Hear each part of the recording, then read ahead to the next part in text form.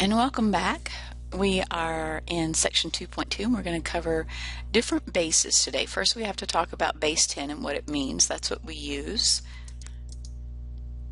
But not everybody used base 10 or uses base 10, although it is the most accepted now.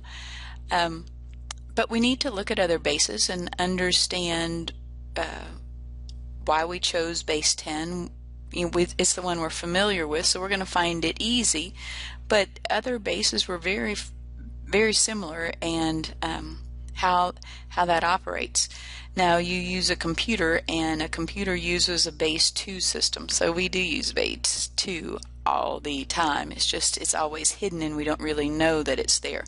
But any of your kids or students that are going to be that are really showing an interest in computers, talk to them about the base 2 system and really try to understand what's going on with base 2 so that you can spark an interest in them in that realm. Since we have 10 different symbols, we were able to, in the Hindu-Arabic system of base 10, we were able to represent our numbers in a nice and convenient and tidy fashion. Notice, Egyptians had their different symbols, but they didn't have a different symbol for each of the ones place. And once you're able to do that, then you can, and you use a place value, the world opens up in the different numbers that you're able to represent easily. I think it's very interesting to note in our different systems that numbers to the left in the varying system kind of represented, or they did represent, larger numbers, or in the Mayan system it was the numbers that were on top represented the larger numbers. And we have different forms of our base 10 numbers. This is the expanded form, means I've written it out as long as I possibly can. You can write it out in expanded form in a couple of different ways. Most conventional, we like to use the exponents, and I believe in your homework when they're asking you to write it in expanded form, they're looking for this bottom version and not the top version. But both are expanded forms. And the concept of zero is something that is of significance. Without the concept of zero, then we can't go into the negative numbers. So it kind of is like that boundary that allowed us to then start talking about negative value. Something that's very difficult for students when they're first learning of these numbers is the fact that zero can mean nothing, and then it can also be seen as a placeholder. And that placeholder meaning is sometimes confusing. So think about that as you're teaching your students.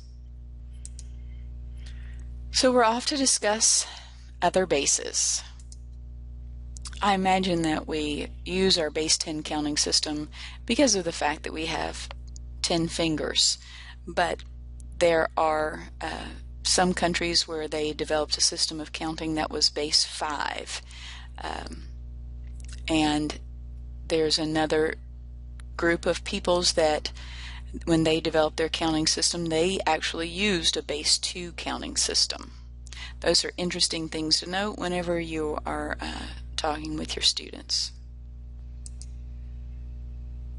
And this is fairly interesting if you are just if you're just counting something and you, let's say you had 76 pennies, if you were counting them and you're just going 1, 2, 3 and putting them all in one stack, and you lost count, then you would have to go back and count again. However, if you put them in groups of 10 and you lost count, as long as your 10 piles were okay, and you would just have to count to 10 each time, that would be very convenient.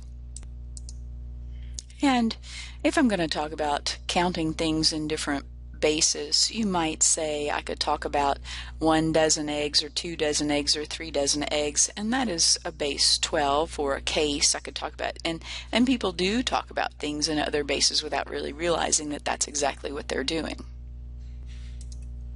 Okay, we need to see what this looks like, and if our base was base 5, what would that look like? The numbers would be represented. So I only have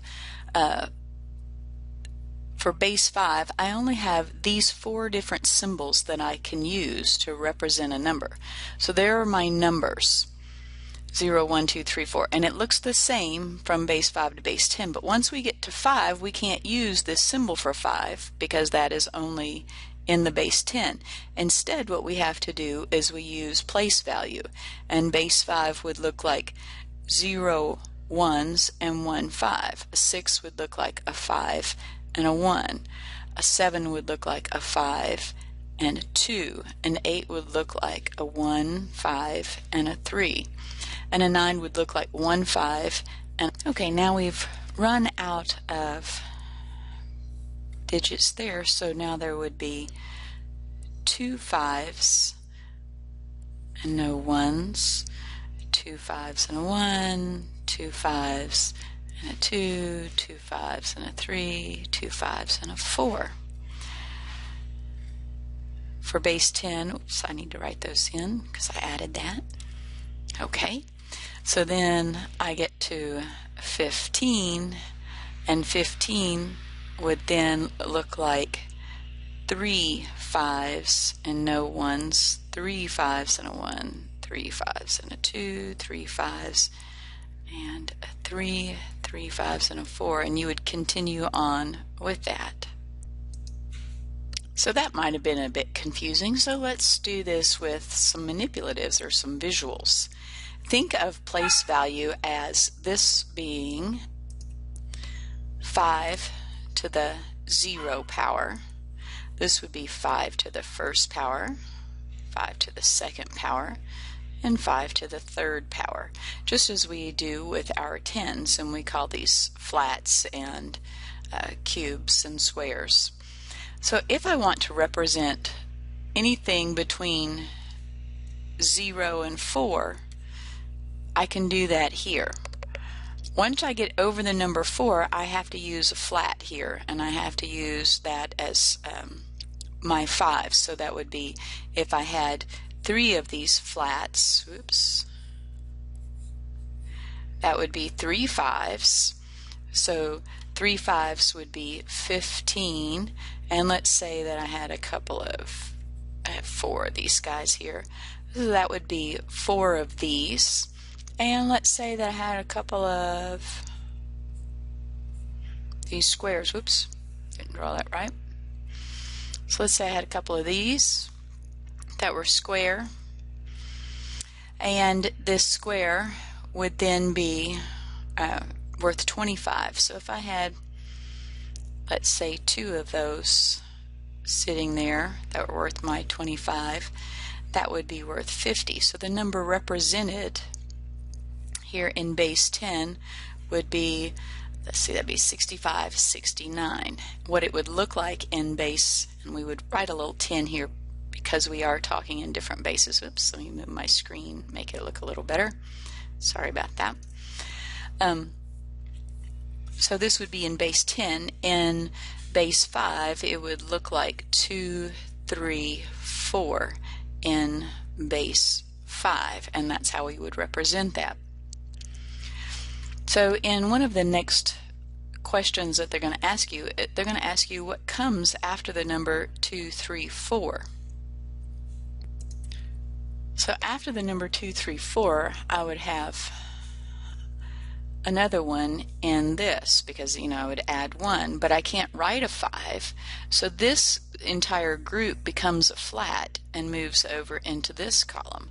So the number after 2, 3, 4 would then be 2, 4, 0, base 5, and that would be the number after 2, 3, 4. So what comes after 2, 3, 4 we found out was 2, 4, 0, base 5. And it happens to be the number 69 in base 10. Alright, so let's do what number comes after 1, 2, 4. I like my manipulative, so let's go back. 1, 0, 2, 4.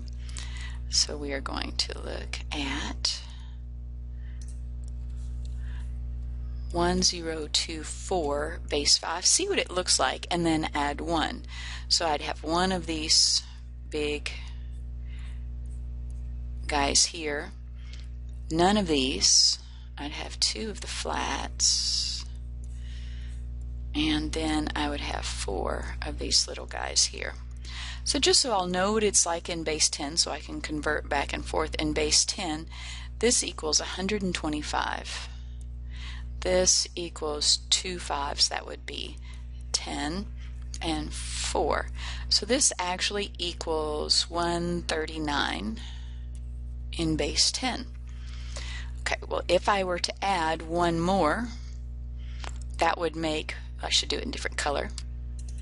If I add one more, that means this group is now a flat, and it moves over to the next column, making me have 3 of these. So in base 5, adding 1 then becomes 1030 in base 5.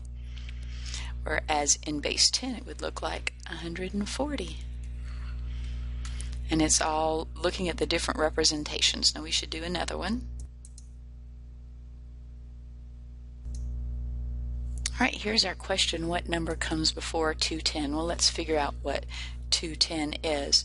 210 would be 2 of these guys, which are worth 25 each, so that is a 50. One of these guys, which is worth 5. So this number is actually 55 in base 10. So I need to take one of these guys away. So if I do that, that makes taking one away 2, 3, 4 would look like this. So if I took one away, it would look like that. So that would look like 2 of those 25s and none of the flats and 4 of the ones in base 5. And that's how I would do that one. Alright, let's look at this bad boy. He's a big one. So I have 3 of these. Just draw 3 of them there. They're worth 125 each. So 125 times 3 would be 375. None of those.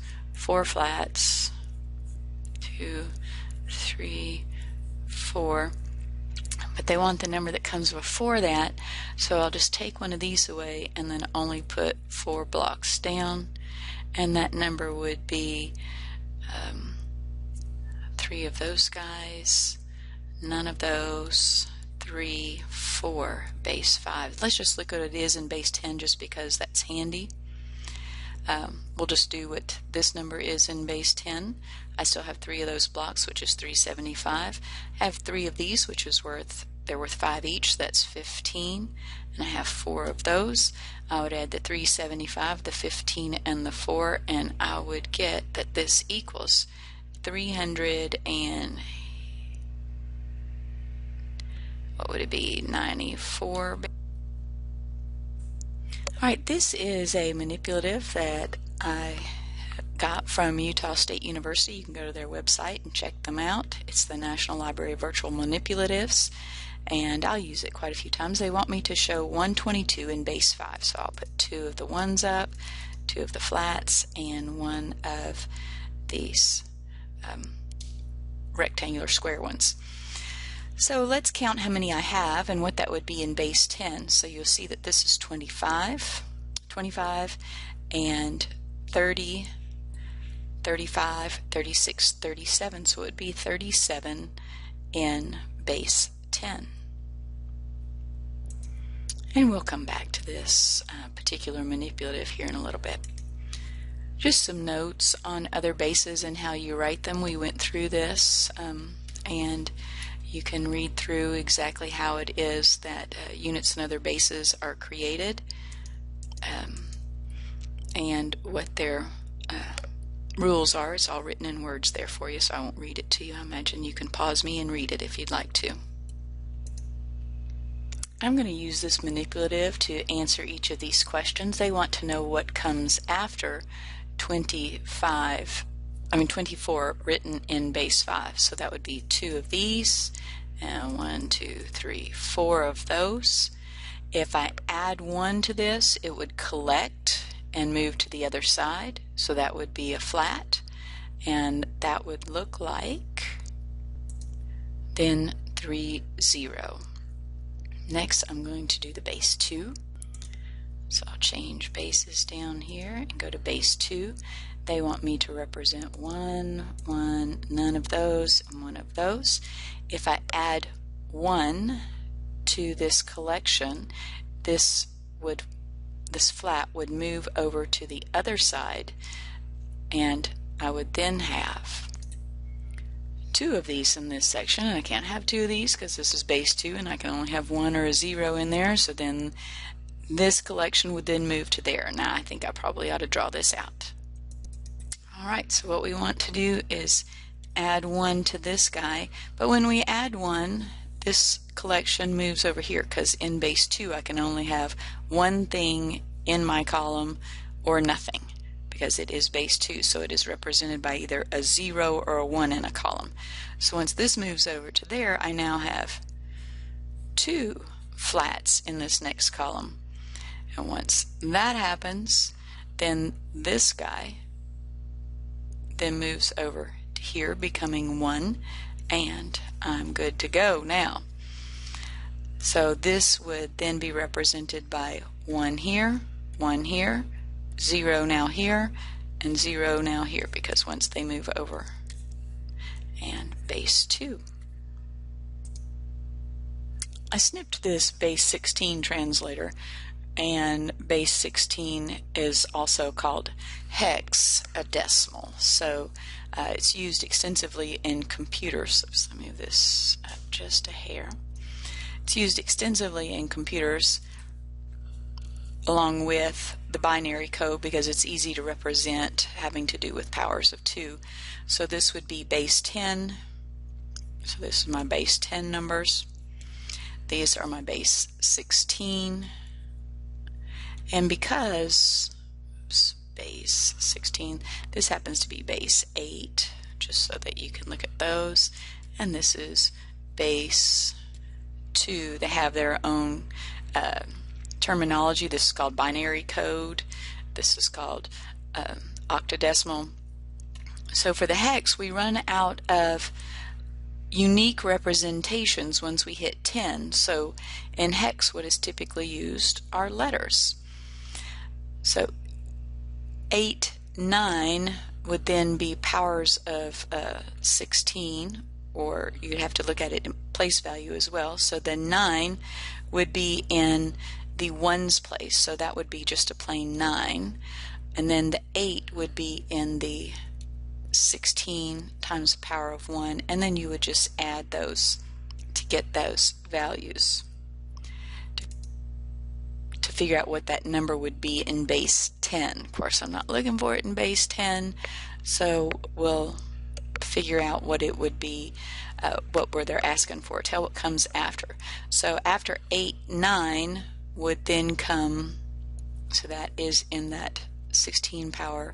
After 9 then comes the letter A, so it would be 8A.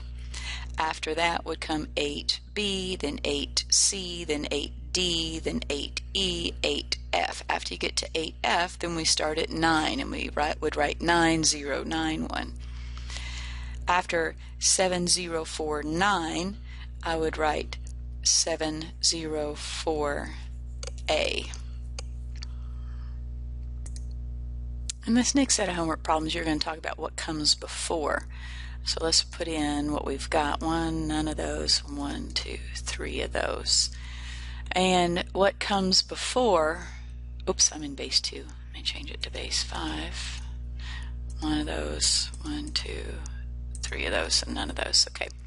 So what comes before means I need to take 1 off of this. And if I take 1 off of this, I would then have 1 here, none here, take this particular flat, break it apart, and take 1 out of there. So that would be 1, 2, and then a 4. But I need my placeholder. So it would look like just taking one of these apart, moving it here, 1, 2, 3, 4. 4 and not putting the 5th one down. So it would look like 1, 0, 2, 4 in base 5. Next, we're looking at the number 3, 2, 0. So 1, 2, 3, 1, 2, and none of those. So the number that comes before this, break one of these apart and only put 4 back into the 1 spot. So it would be 3, 1, and then 4. And what you would have would look like 1, 2, 3, 1, 1, 2, 3, 4, like that. Alright, we're going to do this for base 16. I left this up here so we know what each one represents. And remember that an A is a 10 and B is 11. Okay, so I have one of these and none of those. Well, this is base 16, and I'm supposed to take one away from these. So this is 16 to the first power, and this is 16 to the second power. So when this breaks apart, because it is 16 squared, so it's whole bunches of these, and all I'm wanting to do is just take one little block away. That means there will be 15 of these flats, and then 15 of these little blocks left. So dot dot dot and dot dot dot. And 15 here is an F, and 15 here is an F. So the number before that would be FF. Alright, let's play that game again. So I have one of these, and this is 16 cubed. That's a lot. So 16 cubed would be, I have one of these. I have one of, oh no, I'm in base 2, sorry. That would make it a lot easier. You gotta look at that little base guy down there. So this means I can only have one of these in here. So this represents, this is my ones.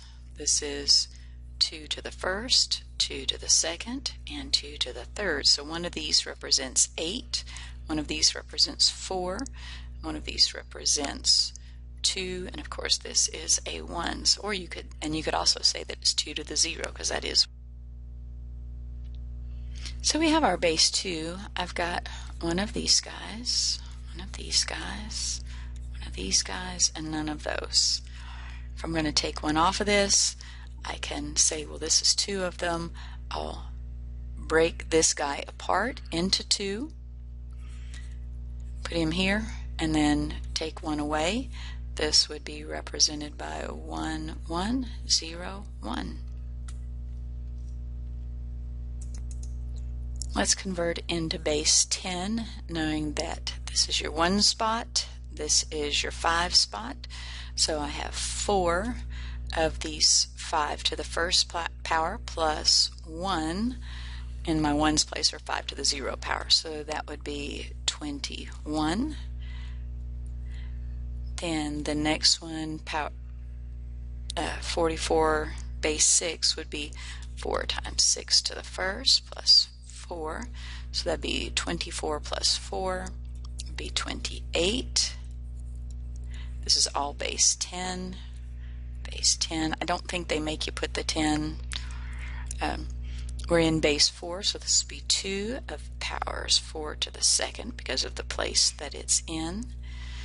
And because this is 4 to the second, 4 to the first, 4 to the 0, plus none of those at that power, then 2, so 16 times 2 would be 32, 34 there.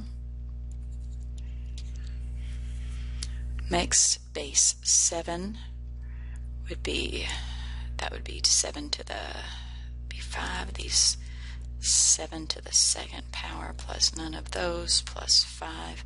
So you'd have 49 times 5. So that would then equal 245, and 5 is 250. This would be, let's see, this is 2 to the 0, to the first, to the second, to the third. So one of these 2 to the thirds plus none of those plus none of those plus another 1 would be 8 and 1. That would be a 9. Alright, so let's fill this little thing up here. I've got 77 and I want it in base 5. So here's base 5. This place value means that we these are the ones. Each of these is worth 5 each. Each of these is worth 25. So I kind of look at it and go, I will need 3 of these, and that will make 75. I will need 2 more ones to make 2, and I will then have 77. So in base 5, this number would look like 302. I'm going to play it again. Each of these columns is powers of 2 in the C part that I'm looking at. So there's my ones. This is 2 to the first, so these are worth 2 each. This is 2 to the second, so those are worth 4 each. This is 2 to the third, so these are worth 8 each. And looks like I'll need another column, so 2 to the fourth will be worth 16 each, and they don't have me a list on here, but I'm going to mark it down just for this because base 2 gets big really fast. So how many 16s are in 93? That would be, let's see, okay, 5 times 16 is 80, so there would be 5 of those there, so still going to be even bigger still. I'm not going to be able to use this little chart. They get so big fast in base 2 because I can only put 1 block in each, so since I'd have to put 5 in that 16, that won't work. So I just kept on going with my powers of 2 and wrote them down and made myself some space until I got to 128, and of course I don't have that many, so that column will be empty. But I can say that I have one of these 64s, and 93 minus 64 would then be what? 29. So I wouldn't have any of those because I can't make that, but I can make a 16, so I'd put that in there. So 29 minus 16 would then be 3, 1. So I could have an 8 minus, so 13 minus 8 is then 5. So I could have one of these. 5 minus 4 is then 1, so I don't have a 2z, but I do have a 1z. So this number would then look like 1, 0, 1, 1, 1, 0, 1. All right. Okay, let's look and see what each of these columns represents. 16 will be a little tidier because we don't have that big a number. So these are worth 16 each. These are worth 16 squared, which would be 256. And these are worth 16 cubed, which would be 4096. I know I'm not going to need any of those, but I will need one of these. So that's 405 minus 256. Okay, so I got 149. That's worth 256, so I took that out. So now I need to make 149. So these are worth 16 each. So you can say there's one, that's 1632. And if you count them all up, you'll see that you need 9 of these, and 9 of these, 1, 2, 3, 4, 5, 6, 7, 8, 9. And 9 of these is 144, meaning that you'll need 5 onesies, and this number would then be 194. All right.